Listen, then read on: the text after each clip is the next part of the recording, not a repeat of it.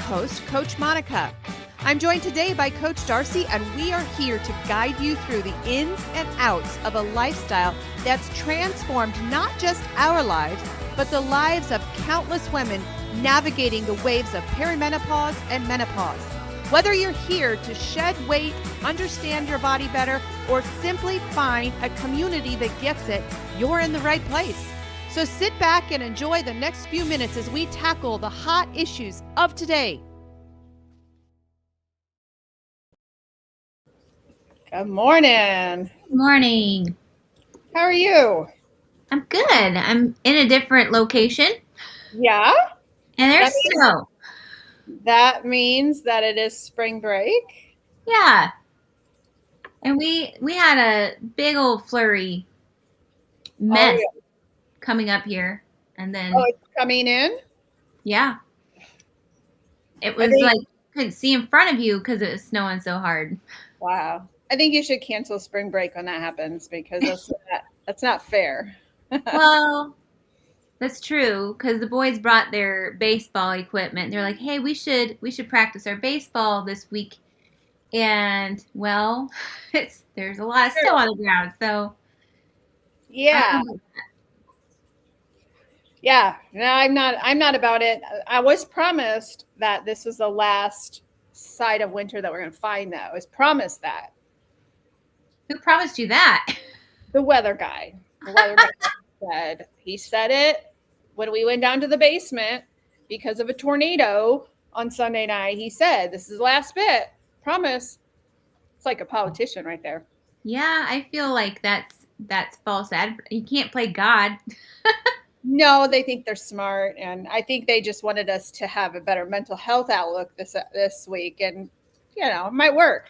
Yeah. But I really believe it. Hey, I see that you aren't banned anymore. Are you not banned anymore? Yeah, I still am, and I'm on cue to be banned again because I posted something yesterday that said, about abstinence and being a sugar addict. Is it okay to have some sugar if you're a sugar addict? And I said, well, is it okay to do half a line of Coke instead of, whole thing of, a whole line? I don't know what they call it, but is that okay? And really, no, you can't. If you're an addict, you're an addict, and even a little bit hurts you.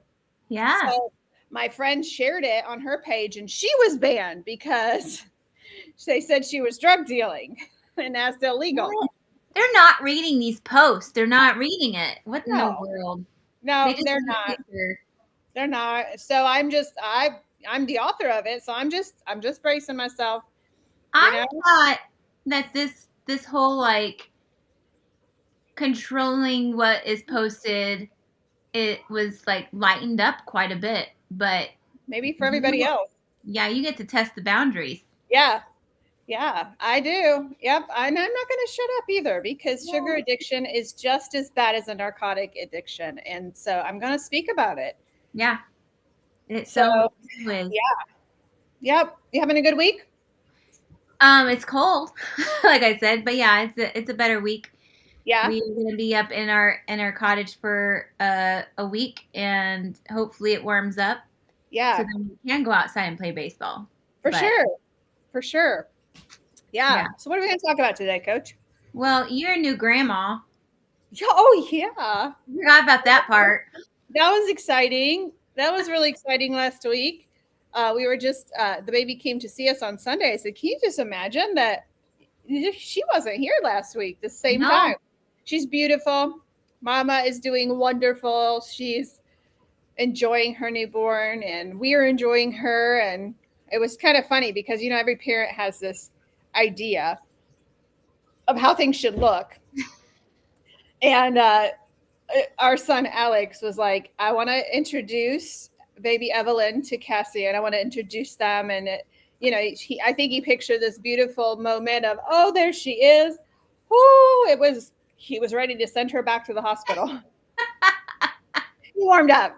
They sent me a picture later that afternoon with him finally holding her. So he is going to find he has a new BFF, and he's going to love every bit of her. I know we do. It was a good week. So yeah. So So our topic, if you want me to kind of open the door to it, Yeah. has been kind of ever present in the forefront of my eyesight because I work with a lot of students, and I also just, when you are aware of something, you see it then often, I think. Yeah. And so even talking with students, you ask them, "Hey, how are you doing?" And they're like, "I'm tired. I'm Tired. tired." That's their response to everything. And then in their hand they have energy drinks. Mm-hmm. And I think I've also noticed, like, we've gotten in our town, we've gotten two to three new coffee shops slash drink shops Mm-hmm. that's not Starbucks, and we have plenty of those around us now. So not only do we have all these coffee shops Mm-hmm. that they don't really truly only sell coffee, um, they are selling these highly dyed, sugar filled sweet drinks with Mm-hmm. energy drinks and with those. Yeah. So I've not like, it's just like there's always an energy drink in somebody's hand, Mm-hmm. but yet they're still exhausted.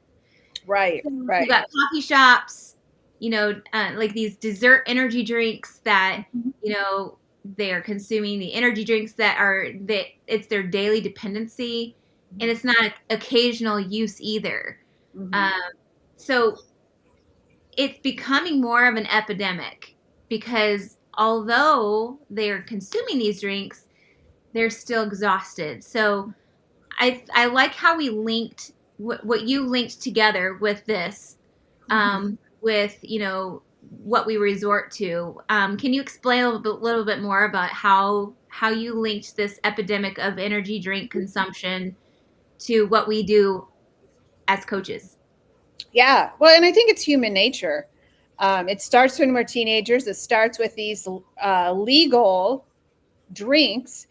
I can't even imagine working in a high school right now. I cannot imagine, it just, what are these teachers doing, with these, because with these energy drinks come the crashes right after. So you come into school with these energy drinks, because you have to be awake instead of actually going to bed early and taking care of your body.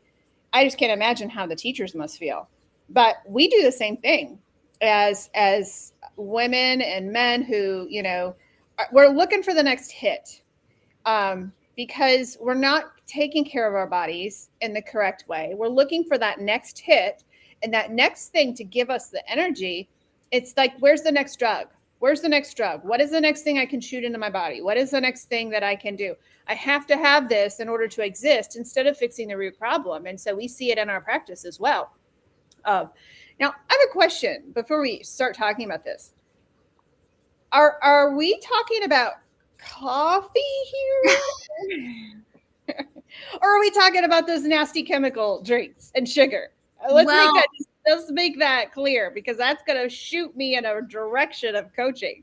I could ask you the same question that I had a student ask during small group at church. She said, "Can the Bible become an idol?" Think about that one. So Yeah, I right. think, if that's one where you kind of think, okay, Yeah, well, yeah, I think it can be actually, with those yeah, Bible thumpers out there. But it goes deeper to that. But I think when you're just having coffee, like, most people don't just have black coffee, they sugar it up. Most people right. don't choose to grind their own beans that's organic. They just, get the pre-ground mold filled coffee, and then also sugar it up with all of their syrups and, the caramel and all those things, all the milk that's used in the coffee. So It's about ingredients and the it's, crap that is in that, and the drugs that are in those drinks, and the sugar. I mean, the sugar, yeah. even if you don't have an energy drink and you drink a latte, caramel macchiato. I was watching Senator Kennedy on the Senate floor talking. He just unleashed the ingredients on these caramel macchiatos. It was so funny how he said it, because he's from the South. And some of the things he couldn't even pronounce. But the sugar in those are just as much as like 3 donuts in one setting. And so, you got the sugar factor, and then you got some of those, like the Celsius drinks, have car acid in them. There's one ingredient that is a car acid. Right. And I know my kids struggled. Our second born, he was drinking those energy drinks, the Monsters, and I don't know what all he was drinking, but he went into heart palpitations and he had a serious issue with his heart. So we're talking medical, emergencies, as well as just becoming addicted to these things that give you fake rest. Yeah. You started to talk about it's fake, it's masked, it's disguised as energy, and then you have a crash. Yeah. Yeah, that's called so that's like the caffeine that blocks your adenosine. I think I'm saying that right. And that's your brain's I'm tired signal. Mm-hmm. So you're not allowing that your body to naturally function when you are constantly boosting it. Mm-hmm. It doesn't fix the root problem of your tiredness. It just masks it. It's like when we are feeding ourselves medication that for diabetes, type 2 diabetes to be exact. We are just masking the root issue. We're not fixing it. But then with it, when you have the illusion of energy with these energy drinks, it triggers your stress hormones. And that adrenaline and all those things are constantly being used. It's like fight or flight mode all the time. Right. Even with the sugar-free ones. Yeah. Even with those, that it impacts your glucose and spikes your insulin. You know the drill, team. In the presence of insulin, you cannot lose weight. So that's where the blockage comes from. Yeah. Completely. So it's borrowed energy, is what you're saying. Yeah. And that becomes, a form of insulin resistance, even without the sugar that you're talking about. You get the inflammation. I mean, you're not talking about inflammation in just your joints or your knees, but I believe that there's a lot of inflammation in the brain. So you get like that total metabolic dysfunction from the head to the toes. And, then caffeine itself decreases insulin sensitivity. It makes your body need more insulin to handle the glucose, and it needs more and more and more. So your your brain is signaling all this to your body when really it can, help itself by proper ways of dealing with sleep deprivation.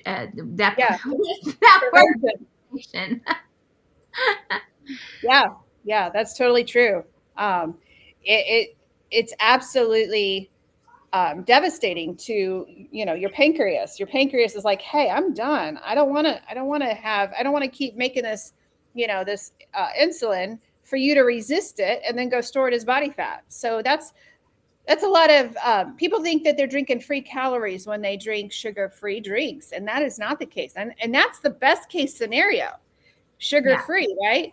That's not including the chemicals that they put in there, the gasoline, the engine oil, all of those things. I wish I would have looked before to see what that ingredient was. It was specifically in Celsius, because my son came to me and said, hey, I think I found a healthy one. There is no healthy one. There is no healthy one. No. It's not. But that's where people think, oh, it's 10 calories in this. It's not doing anything to me, when actually everything based around weight loss happens around insulin. When you're spiking that insulin, you're storing fat. Yeah. So I'm wondering why my computer is not. Hold on. Pardon me while I figure out, because it looks like it's going to die on me soon. Oh boy. I got mine plugged in. I have it plugged into the wall, but it's in the red. Oh boy. Yeah. So anyway, the one other place that I see people drinking these energy drinks is probably the place where most people are trying to be healthy and make healthy choices, and that's the gym.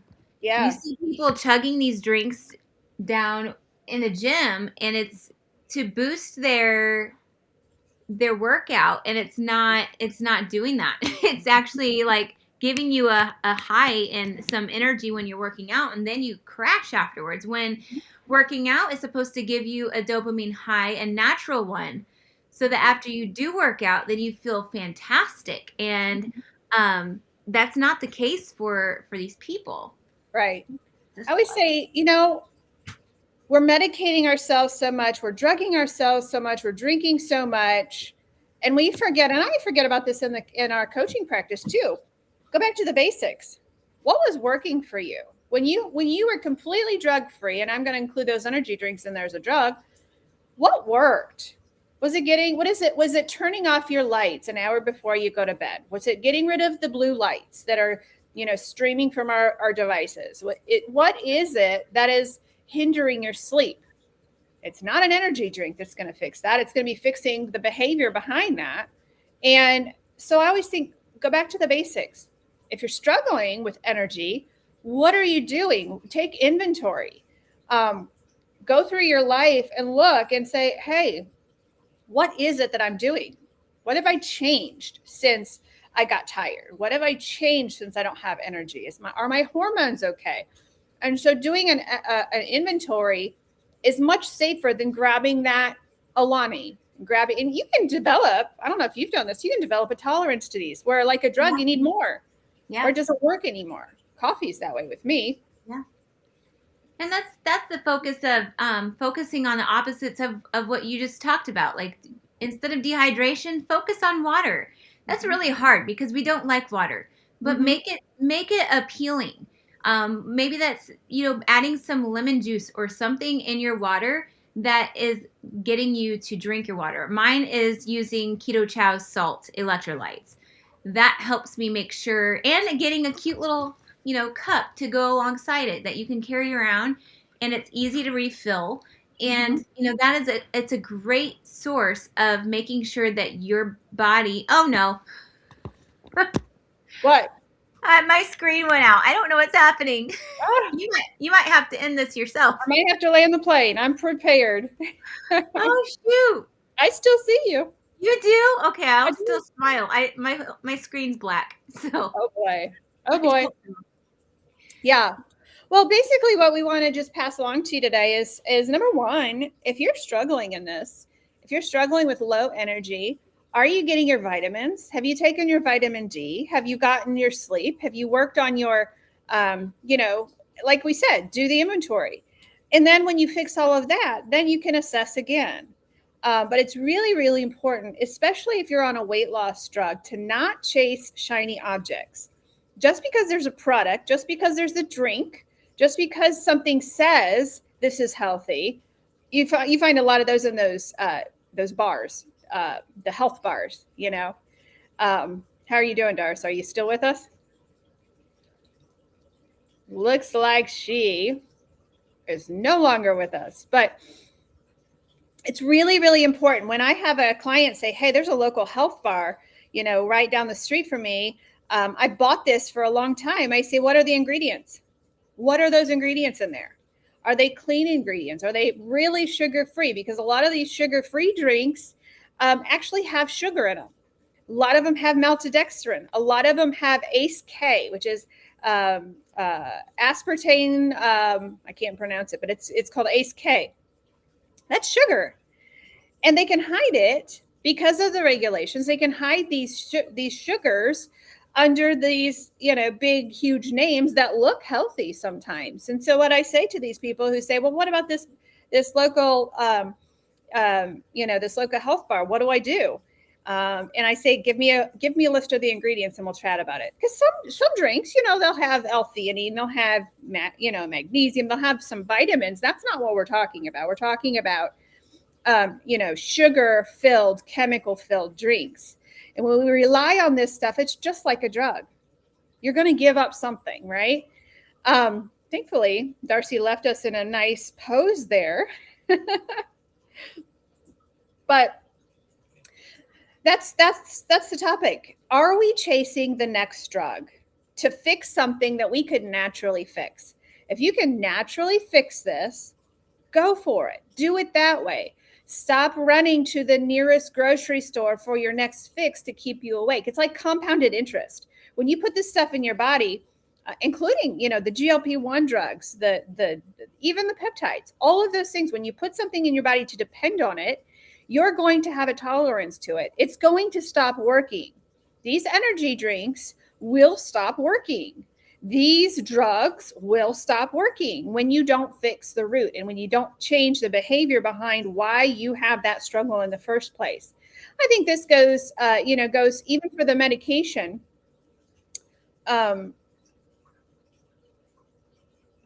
Even for the pharmaceutical drugs that you are, that you're putting into your body just because the doctor says, hey, I've got a prescription for you. So it goes the same. All of these things that we ask ourselves about fixing the root of your issue go from the energy drinks, the fake vitamins, all the way down to the prescription your doctor gives you. If he's giving you a prescription, he's not telling you how to fix the root of that problem, I would fire him, because most every disease can be fixed with a metabolic fix. And so I think, we talk about energy drinks, and I do believe, I'm radical, Darce. I do believe that they need to make it illegal for our teens, because I think they're hurting themselves. I mean, if you have to have an ID to buy cigarettes, or if you have to have an ID to purchase even a gambling card, you should have, a ID to or be getting these energy drinks for sure. Hopefully this is something RFK will take a gander at and look at to see, hey, this is really hurting us here. But yeah, we encourage you, if you are struggling, looking for that next fix, how about you start with the root? Let's fix your energy first. Let's fix your hormonal balance. Let's fix the root cause of what's going on, right? Yeah.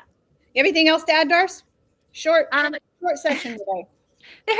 There was a slight mishap with my computer, so I'm not sure all the things that you covered, but I think you're right when it comes to making sure that you, in general, let your body do what it's supposed to do, and finding the root reason first before having dependency on something that's super addictive. And I think that's what these energy drinks are. It's another form of addiction that is created.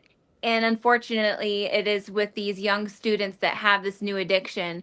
I'll say one thing. I went to a church camp, and that was the thing that these students drank a lot of. And I had a couple myself, because I was up till like wee hours in the morning making sure these students were behaving themselves at a church camp. I know, just making sure they're in bed.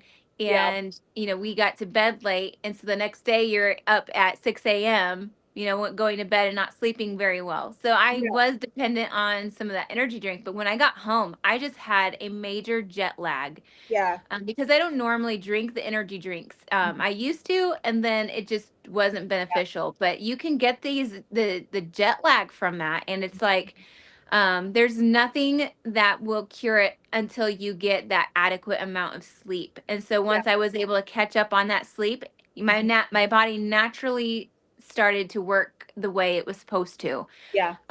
And it just saddens me to hear that there's so many tired students out there because they stay up late, and they're like, why am I staying up so late? It's, well, not just because you're a student, it's because you're giving yourself these energy drinks that's not allowing your body to rest. Yeah. I would really like to know the addiction fact of this. Like, do you need more energy drinks when you crash?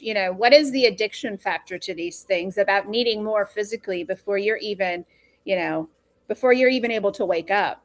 I don't know. And, it is harmful as this is for me to say, I do have to think about my coffee intake. I'm a coffee addict. I know it. I've been that. But I wonder sometimes, all right, cup, 2, I probably shouldn't drink a pot a day. Yeah.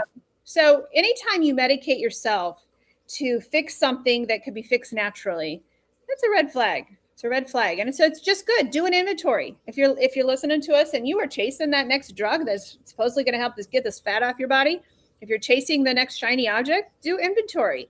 You have to beat yourself up. Just say, you know what?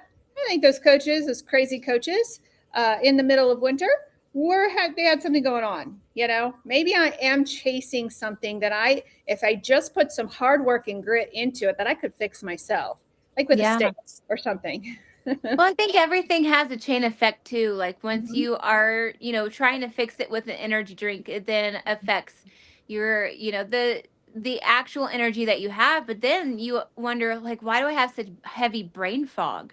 Yeah. Why can I never constantly have a clarity in my head? Well, we fix that naturally with our lifestyle and the food Mhm. choices that we make, but it Mhm. also, like, if you are on keto, if you are on carnivore and you still have brain fog, there's probably another root reason. And so, like Monica said, that this will be my final thought is, like you said, you need to do an inventory of what Mhm. your lifestyle is like, what you're doing to not maybe give your body the way what it is truly needing, because it can come down to the deep down inside mitochondrial, like you can break your mitochondria Mhm. because of the choices that you're using, and that's your factory. The Mhm. mitochondria is your cell's factory that puts out the energy so that it knows what job to do, Mhm. and where to go next. And when it doesn't know where to go next and it's not working properly, then no, Mhm. you're not going to have the energy that you're looking for.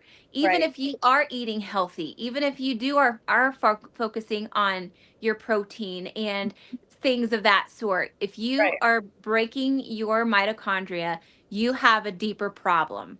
Yeah. Yeah.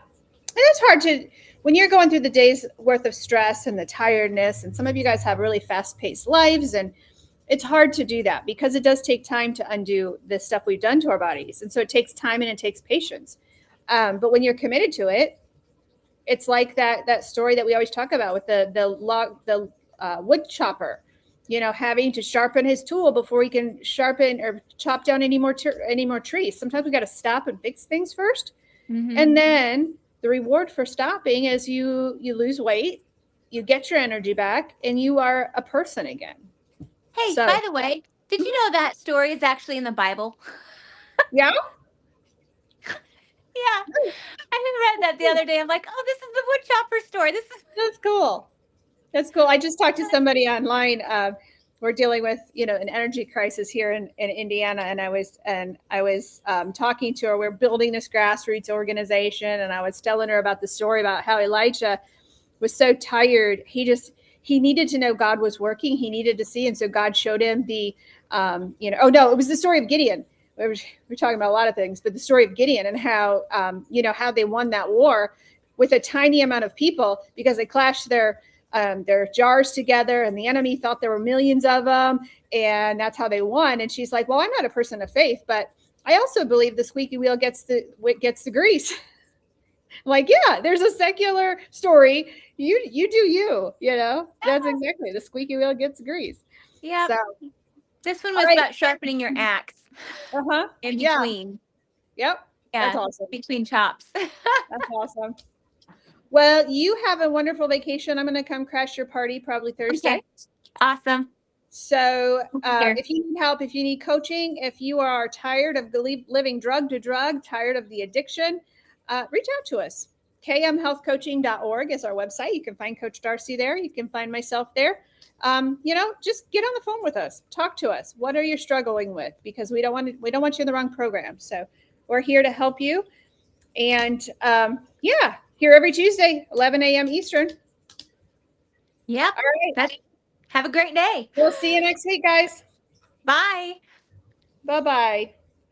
I didn't queue up my Uh-oh. exit. All Clark right. knows. All right, here we Clark go. knows. See you later.